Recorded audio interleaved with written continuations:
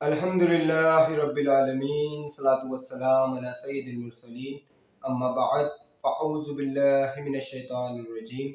بسم اللہ الرحمن الرحیم۔ معجزہ کسے کہتے ہیں؟ وہ عجیب و غریب کام جو کہ عام طور پر ناممکن ہو، جیسے مردوں کو زندہ کرنا،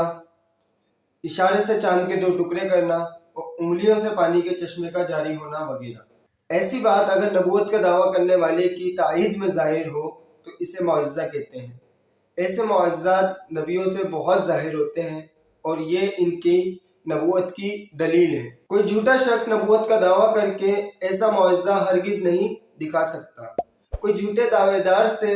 اگر روٹین سے ہٹ کر کوئی ایسی چیز ظاہر ہوتی ہے تو اس کی تائید نہیں کرتی، بلکہ اس کو بدنام اور ذلیل کر دیتی ہے، اور اس کو خیانت یعنی توہین کرنے والا کام کہتے ہیں۔ جیسے نبوت کا جھوٹا دعویٰ کرنے والے مسلمہ کذاب نے ایک بچے کے سر پر ہاتھ رکھا تو وہ گنجا ہو گیا، اور ایسے ہی اس نے ایک کانے شخص کی آنکھ پر ہاتھ رکھا تو اس کی صحیح آنکھ بھی خراب ہو گئی اور وہ اندھا ہو گیا۔ قرآن کریم میں کئی نبیوں کے معجزات کا ذکر ہے، جیسے حضرت آدم علیہ السلام نے فرشتوں کے سامنے تمام چیزوں کے نام بیان کر دیے، جیسے حضرت موسیٰ علیہ السلام کی لاٹھی اژدھا بن جاتی تھی،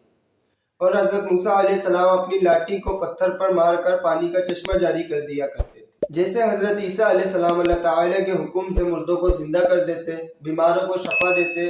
اور اندھوں کو آنکھ والا کر دیتے تھے۔ حضرت ابراہیم علیہ السلام پر آگ ٹھنڈی ہو گئی، اور حضرت نوح علیہ السلام کی دعا سے